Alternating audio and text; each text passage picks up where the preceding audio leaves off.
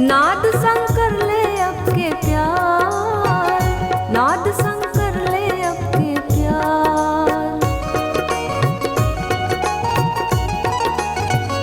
नाद शंकर ले अब के प्यार, नाद शंकर ले अब के प्यार, नाद शंकर ले अब के प्यार, नाद शंकर ले अब के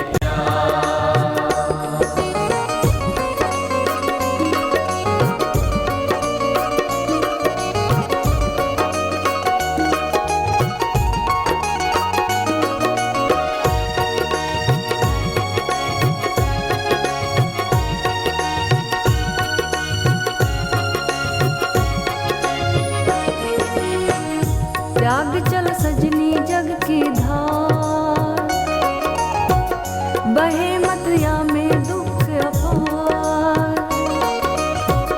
सूरत से हो जो सतगुरु लार, शब्द में तन मन दोनों गार, नाद शंकर ले अब के प्यार, नाद शंकर ले अब के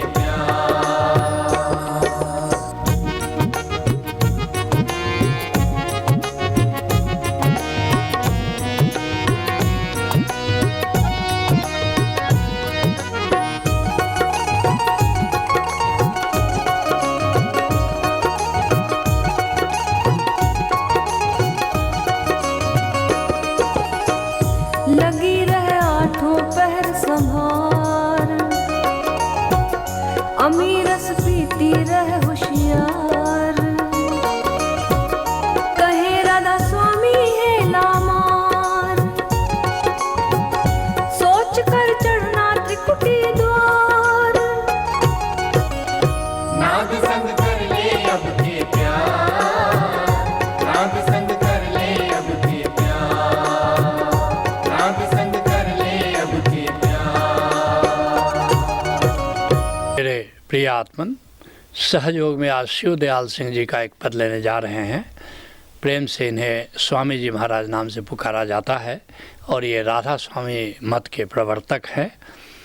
स्वामी जी महाराज का जन्म 1818 ईस्वी में हुआ और आगरा के आसपास स्वामी जी महाराज अपना गीत गाते रहे।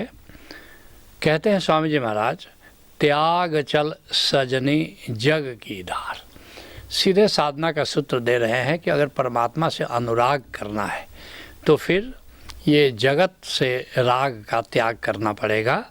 त्याग चल सजनी जग की धार, जग की धार को, जग का जो प्रवाह चल रहा है, संसार का प्रवाह चल रहा है, संसार की परिभाषा ही है संसरती इति संसार, जो बहा जा रहा है वो संसार है।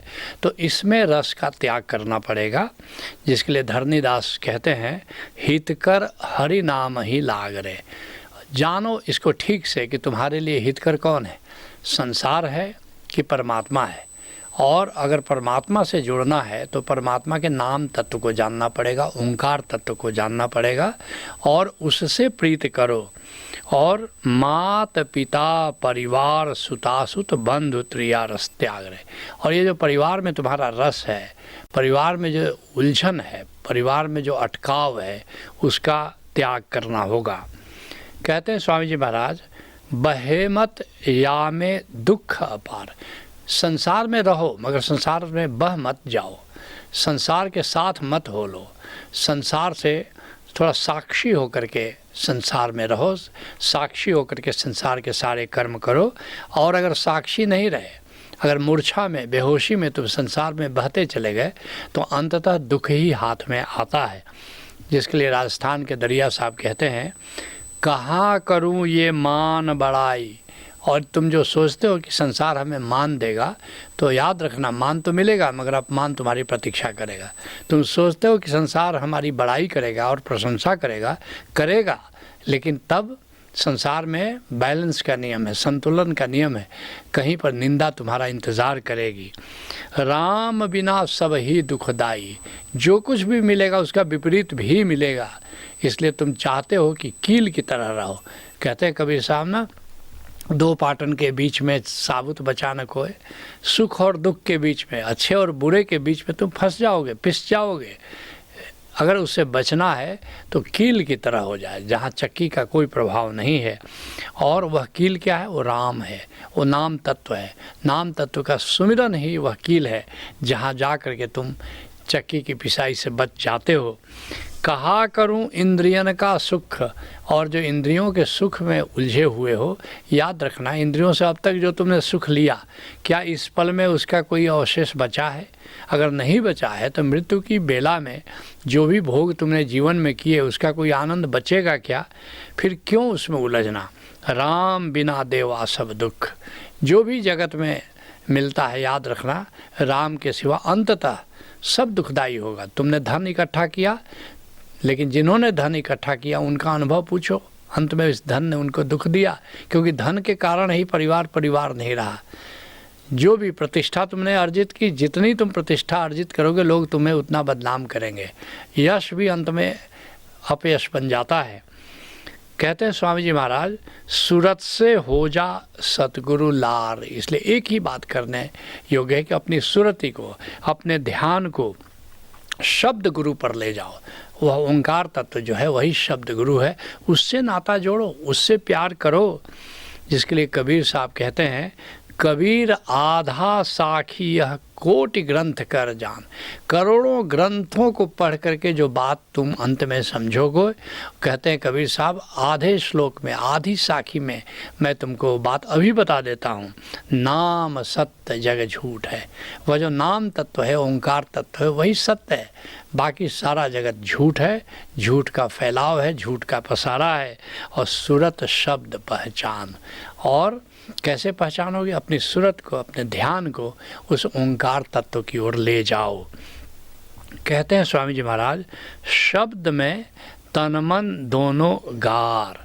कहते हैं अपना तन, अपना मन बस दोनों गला दो, अपना सारा अहंकार, अपनी सारी चेतना बस उस शब्द में, उस ओंकार तत्व में गला दो। अर्थात ओंकार तत्व में अपनी चेतना को पूरी तरह लीन कर दो। कहते हैं स्वामी जी महाराज, लगी रह आठों पहर संहार। और ये ऐसा नहीं है कि घड़ी दो घड़ी ध्यान कर लिया और फिर संसार में उलझ गए, नहीं, आठों पहर। बल्कि संतों ने तो कहा है, सांस सांस सुमिरो गोविंद, हर सांस उसकी याद के साथ चले। जिसके लिए गुरु अर्जुन देव जी कहते हैं, ऐसी प्रीत करो मन मेरे, और आठ पहर प्रभु जानव नेरे। आठों पहर गोविंद के सानिध्य को महसूस करो, गोविंद की उपस्थिति को महसूस करो। सुमिरन कुछ ऐसा होना चाहिए, ऐसी प्रीत करो मैंने, ऐसी प्रीत हो जानी चाहिए गोविंद से। कहते हैं स्वामी जी महाराज, अमी रस पीत रहो होशियार। कहते हैं अगर तुम समझदार हो, अगर तुम प्रज्ञावान हो, अगर तुम विवेकवान हो, तो सदा उस अमृत रस का पान करते रहो। और वो अमृत रस क्या है? ये ओंकार ही तत्व अमृत रस है। इसी का नाद, इसी का नूर, इसी की शांति, यही अमृत तत्व है। जिसके लिए कबीर साहब कहते हैं, अमी रस भौरा चाख लिया। ये जो जीवात्मा ये भौरे की तरह है, और अमी रस जो अमृत रस भीतर जो बह रहा है, जो तुम्हारे अंतराकाश में अमृत का सरोवर लहरा रहा है, ओंकार तत्व के रूप में, नाम तत्व के रूप में, नाद और नूर के रूप में, बस उसको चख लेना है। और कहे कबीर सुनो भाई साधो, जियते यह तन जीत लिया। कबीर साहब कहते सुनो साधुओं, मैंने जीते जी बस उसे जीत लिया, इस शरीर को, इस जीवन को, इस मन को मैंने जीत लिया है। अब ये मन मेरा कहना मानता है, अब ये शरीर मेरा कहाँ मानता है। कहते हैं स्वामी जी महाराज, गगन का पकड़े रह तू द्वार। जो भीतर का अंतर आकाश है उसमें दशम द्वार है, एक तारे जैसा बिंदु है जो चमक रहा है, जिसको शिवनेत्र कहते हैं, जिसको ब्लू पर्ल कहते हैं, जिसको मणि कहते हैं, दशम द्वार कहते हैं, आज्ञा चक्र कहते हैं, अनेक अनेक नामों से संतों ने उसे पुकारा है। कर बस उससे लगे रहो, क्योंकि उसी दरवाजे को खोल कर तुम उस विराट आकाश से जुड़ते हो जो कि गोविंद है, जिसके लिए कबीर साहब कहते हैं, मुरलिया के धुन सुन के हम सो रहा न जाए। भीतर एक मुरली बज रही है। कृष्ण तो 5000 साल पहले विदा हो गए, लेकिन मुरली आज भी बज रही है, क्योंकि वो मुरली हमारे अंतस्तम में गूंज रही है। मुरलिया के धुन सुन के हम सो रहा न जाए। जैसे कृष्ण की मुरली सुनकर गोपियाँ नहीं रह पाती थी, कबीर साहब कहते हैं ऐसे उस अनाहत ध्वनि की मुरली सुन करके संतों को, साधकों को, भक्तों को कहाँ रहा जाता है। गगन गरजे बिजुली चमके, जैसे अनाहत नाद की गर्जना हो रही है और भीतर का दिव्य आलोक बिजली बन जैसा चमक रहा है, और उठती ये हिलोर, और उसको सुनकर, उसको देखकर हृदय में उमंग पैदा हो रही है। अब विकसत कमल मेघ बरसाने, भीतर सहस्त्रदल कमल खिल रहा है, और जैसे नाद के मेघ की बारिश हो रही है चितवन प्रभु की ओर, और मेरा मन बराबर उस प्रभु का दीदार करने को करता है। तारी लागी तहाँ मन पहुँचा, और वहाँ जा कर के मन को तारी लग जाती है कि नशा सा छा जाता है। गैब ध्वजा फहराए, प्रभु की ध्वजा फहरा रही है। कहे कबीर आज प्राण हमारा, आज जीवत ही मर जाए। कहते आज तो जीते जी मरने का मन करता है, और जब संत जीते जी मरने की बात करता है तो उसका मतलब है समाधि, ध्यान, सुमिरन। कहते हैं स्वामी जी महाराज, नाद संग कर ले अब के प्यार। बस ये मनुष्य जन्म मिला है, मनुष्य का जीवन मिला, बड़ा अच्छा संयोग मिला है, सद्गुरु भी मिल गया है। उसे नाद तत्व जानो और नाद तत्व को प्यार करो, उसकी प्रीत में पड़ जाओ। जिसके लिए बुल्ला साहब कहते हैं, श्रवण सुन ले नाद प्रभु की। उस कानों से, भीतर के कानों से सुन लो जो प्रभु का नाद गूंज रहा है, अनाहत नाद, उसको सुनो। नयन दर्शन पेख, और भीतर की आँख से उस प्रभु के नूर का दीदार करते रहो। अचल अमर अलेख प्रभु जी, वो प्रभु कैसा है? अचल है, अमर है, अलेख। अलेख का अर्थ है कि वो लिखा पढ़ी से ऊपर है, लिखा पढ़ी की वो बात नहीं है। देखूँ कोई भेख, और फिर उसके भेख को देखो, उसके नूरी आयाम को देखो, उसके नाद रूप को सुनो। कहते हैं स्वामी जी महाराज, कहे राधा स्वामी हेला मार।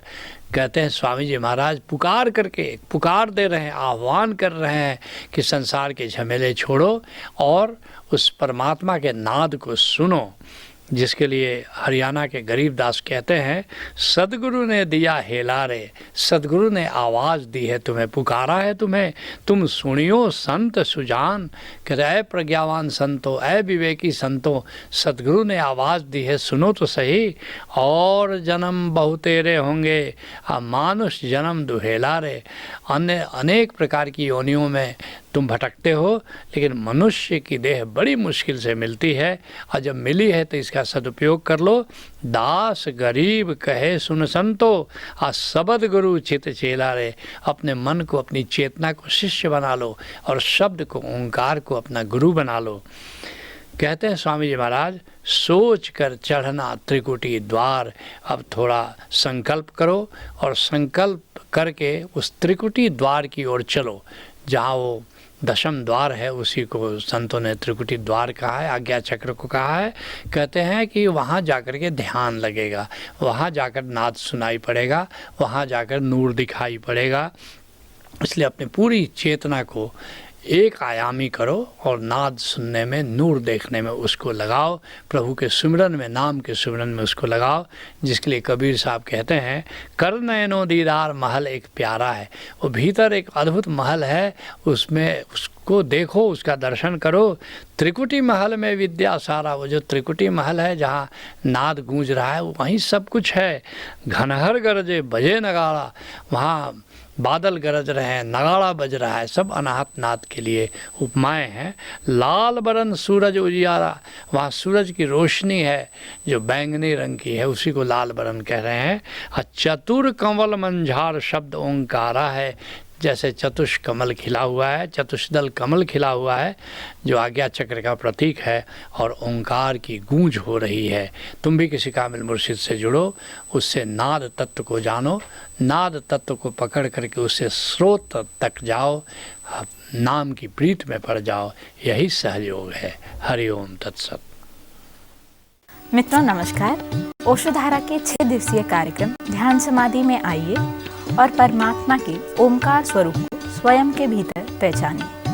प्रभु को जानने का सरलतम उपाय है ध्यान समाधि।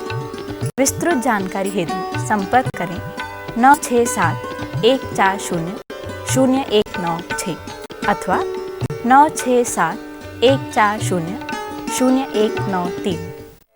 क्या आपको याद है कभी हरी घास पर नंगे पांव चलना, जाड़े की ठंडी ठंडी रातों में आग तापना, वन्य जीवों को खोजते हुए घूमना, बचपन में आह्लादित होकर कोयल की कुहू कुहू सुनना? यदि इन सारे अनुभवों को आप फिर से सदा के लिए जीना चाहते हैं तो आपके लिए ओशोधारा प्रस्तुत करती है उमंग प्रज्ञा, एक त्रिदिवसीय अनूठा कार्यक्रम जिसके बाद आप अनायास ही गा उठेंगे। क्या उमंग है, क्या तरंग है, ये जिंदगी है क्या, एक उड़ती पतंग है। ओशोधारा के समाधि कार्यक्रम सहज योग पर 6 दिनों के 14 समाधि कार्यक्रम नाद, नूर एवं परमात्मा के अन्य विविध आयामों द्वारा 84 दिनों में 84 लाख योनियों से मुक्ति। परंतु कैसे? आइए जानिए ओशोधारा के समाधि कार्यक्रमों के द्वारा।